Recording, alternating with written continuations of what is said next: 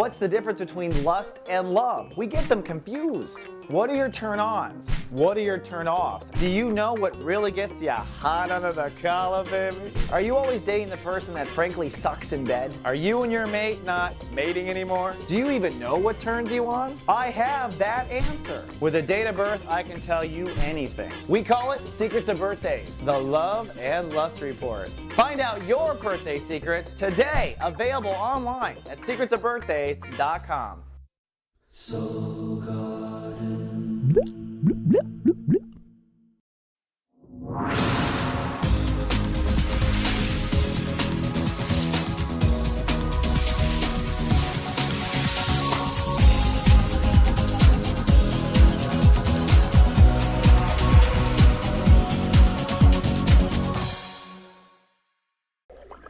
Namaste and welcome to Soul Horoscopes Orbits Edition. From my webcam to yours, I'm Christopher Rayman Witecki, your astrologer and soul biographer, here to help you put the pieces of your karmic story together. And I have a really happy announcement this week, introducing Zen Shoemaker. She's got her own show called Dear Zen that airs on SG YouTube on Thursdays and on the Mothership. You can write her for practical advice at dearzen@soulgarden.tv. She's funny, she's wise, and she's a psychic coach.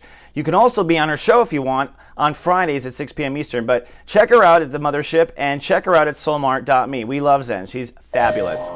Now, moving into the sun, we're wrapping up the sun in Libra. We're going to go from step 27 to step 29 this week, and then we dive fast into Scorpio with our first breakdown by Sunday. It's going to affect emotional relationships and boundaries, and we have a quantum shift coming on November 3rd. More on that later. The moon begins this week in stable Taurus, then shifts into jumpy Gemini, and then it has a little turbulence as it moves into Cancer because we hop over Black Lilith and Jupiter, but we do end the week in lovely Leo. The moon signs most affected are Taurus moons, Gemini moons, Cancer moons, and Leo moons, and the moons that might go into the dark side are Scorpios, Sag moons, Capricorns, and Aquarius moons. Now, looking at our orbits, man. The moon was in the root chakra, remember, in Aries for that big full moon, and this week it moves through the solar plexus all the way up to the heart. So a lot of digestion issues for a lot of people on Earth. The other planet I want to point out is the Earth itself, which is in the root chakra. Now the Earth is what we are manifesting now. So we've been manifesting a new ego as the sun's been in Libra. But as the sun moves into Scorpio, we'll be manifesting manifestation. That's because the Earth will move to its home chakra, the orange chakra, and that means manifestation will be at a pure point. So the point is we actually manifest more when the sun's in Scorpio than we do when the sun is in Taurus for that reason. Now looking at the planets, the aspect that most affects us, I think, is this opposition. This is literally ego versus God, and it's an intense transit this week. This might be kind of looked at as the angel on one shoulder and the devil on the other. Literally, we are tug and pull between the needs of our ego, which is where we're most disconnected, and Neptune, which is where we can be most disconnected or connected. Neptune's just like a modem that logs into anything. So in your horoscopes, I'll be talking about how that opposition affects you. Plus, this square between Pluto and Uranus has reached a massive head. Both planets are at 9 degrees. 9 is an aggressive degree. After all, it's trying to get to 10, right? And this is a fear coming up in your life, probably a long-running fear, and I'll be talking about this fear as well upstairs in your horoscope. And getting a closer look at some planets. Like I said, the moon this week, when it zips through jumpy Gemini, then moves into Cancer and will, boom, bounce off of Black Lilith and Jupiter. That's going to be an emotional kind of moment, if you say, and we'll talk about that on your horoscope as well. So let's get right to it. Let's take the ascension elevator up. Let's go to the 33rd floor at 33,000 feet and get a bird's eye view of you. Folks, this is your captain speaking. We realize you have a choice in the astrologers you choose to fly with, and we'd just like to thank you for flying with Christopher Witecki. Ambassador and Gemini Rising, so nice of you to join me here at 33,000 feet for a bird's eye view of the twins. How are things? I hope well. You are stepping into your heart, and it has been perhaps a rough ride, a bumpy ride, a turbulent ride. Lots of turbulence when it comes to stepping into the heart. That full moon was intense between social perception and what your heart really wants. Also perhaps a tug of war with friendships or alliances. This week we're going to wrap up that inner child and step into the idea of joy and light casting and really living in your heart full time. And from there it's about lifestyle, stepping into the moment, It's about getting on top of health, getting on top of your work, getting on top of the moment. And for Geminis, it's really about tuning in, I have to say. Now, with what I was talking about in the open, Mars versus Neptune for you is going to be a struggle between feeling emotionally secure and career issues. You may have some turbulence or aggression happen at home. That's because it's time to get your home in complete order now, and you have the resources of Mars to do it. At the same time, you really have to listen to your intuition about whenever you make a decision, particularly with your career. Listen to your intuition, and of course, listen to your heart. Now, the square between Uranus and Pluto hits Gemini and Gemini risings with fears that come up between moving into a social order or moving or changing your place in society and your own personal fears of changing boundaries. Geminis get real nervous when they find out they're going to have to get into a pool or going to have to, get wet or something like that. They tend to just don't like anything that looks uncomfortable or is untested. But unfortunately, everything when it comes to personal trust is untested from this point forward. No matter how old you are, Gemini or Gemini rising, you are entering into new territory. So as we move this week, we're going to put the finishing cherry on joy. Stepping into passion and celebrity and fun, you want to kickstart this passion play and move forward with it, as we've been doing with our Serious Joy toy. The Sun in Libra moves from step 27 to step 29, so we're going to wrap up Libra. You're going to be tested on your personal dreams on Tuesday and on your heart on Tuesday. Then on Wednesday, it's lifestyle, and you could have a breakdown in health or issues around work by Sunday, so please be careful out there. Saturn's not fooling around. Let's look at Saturn. Stepping ahead, Saturn is at step 13, which means as the Sun enters Scorpio, it's going to be a double whammy of Uranus on that following Sunday, a double breakdown in lifestyle and perhaps in health, so be careful. At the same time, life will open, and at the same time, Mercury is retrograde. So the Geminis and Gemini risings are operating with their other personality. That's what happens in a retrograde. It flips around so that I have a Gemini sun. I know how this works. He suddenly gets talkative and making jokes and speaking out, when normally he's very quiet and passive. So his other personality comes forward, and that's how it is with Geminis. In the state of Cancer, this is the part of you trying to create abundance. Things get emotional. You move into master shui when it comes to manifestation, which means you have to trust your passion and manage your passion. So your mind must be managing your emotions, not trying to escape them.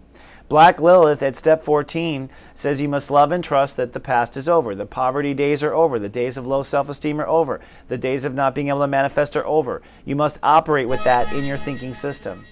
Now, looking at this week, Jupiter, which is the part of you manifesting, says it's passionate all week. Saturn says there will be quantum breakthrough. Saturn goes to step 13, actually, right here, I think Monday is when it happens. I should have put it on the grid. I didn't because of Mercury there.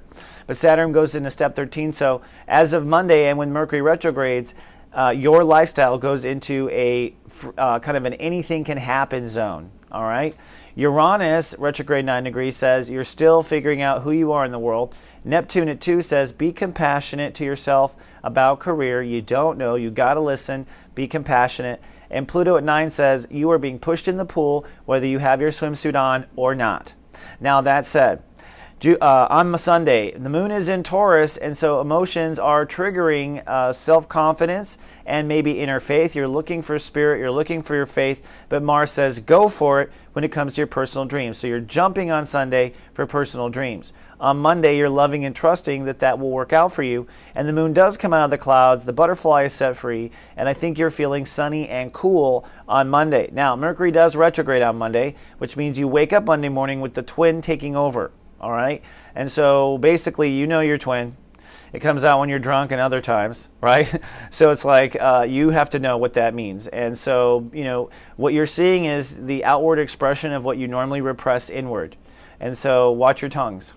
But I will be texting all my Gemini friends extra questions on this day. Watch out. On Tuesday, there could be a chance of showers. The moon's in Gemini. I think Geminis will be okay on Tuesday, despite the other signs I think will have a harder time. Just stay in the faith with your inner child. Move forward with what your heart wants on Tuesday.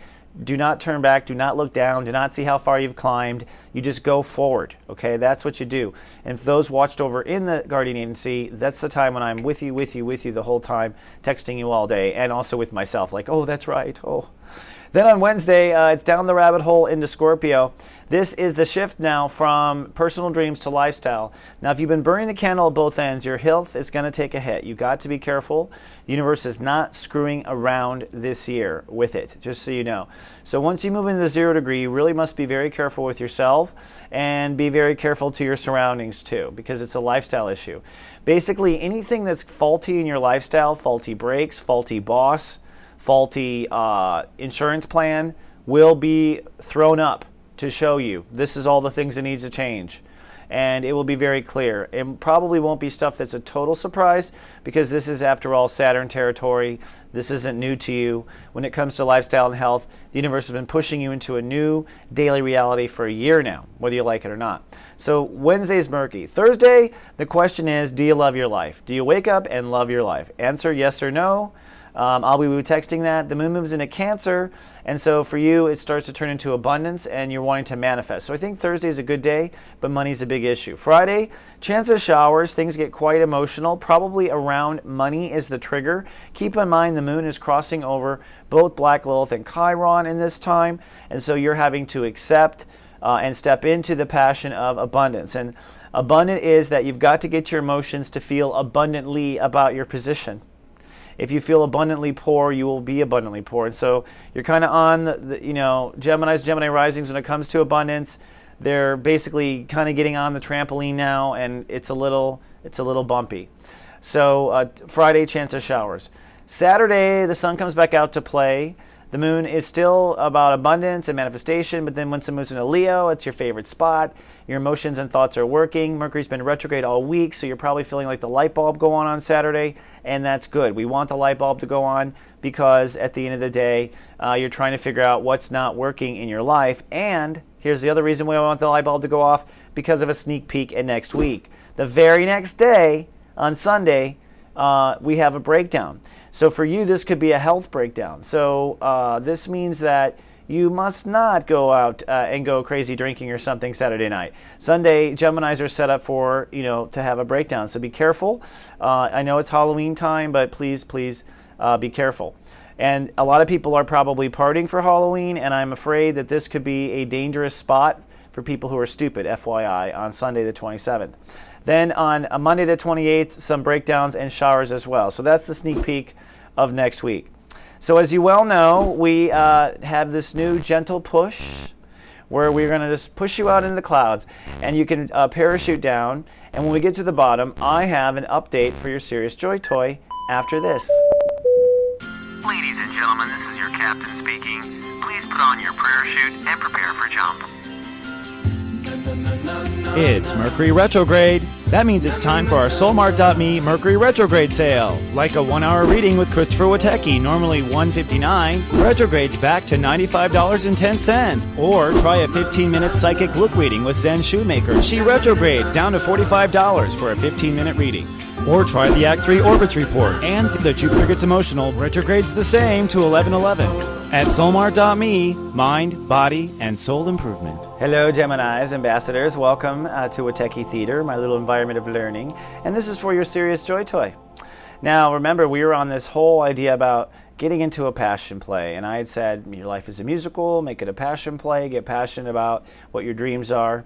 And I really think that that's what you want to continue with this week. Looking at the planets, you have to just kind of this is the final inning. You got to just kind of go out and do it with a total bang and show the universe you're serious about it, but don't go too far because it is Libra. So this week is showtime. Your Serious Joy toy is, I want you to make this the final musical act.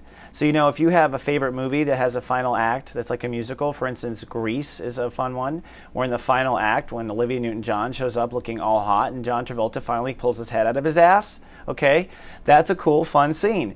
So this whole week, at least Sunday, Monday, and Tuesday, especially Tuesday where things get hard, you want to just play that music and you want to just live that musical act, and the show must go on, so just go for it. All right, Ambassador, that's all I have for the week. Good luck. I love you, and I'll see you in 7 days. Until then, live, love, be.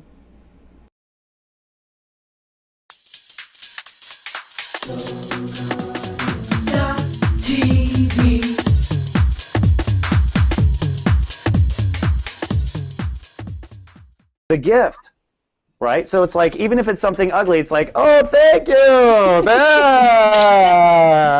thanks.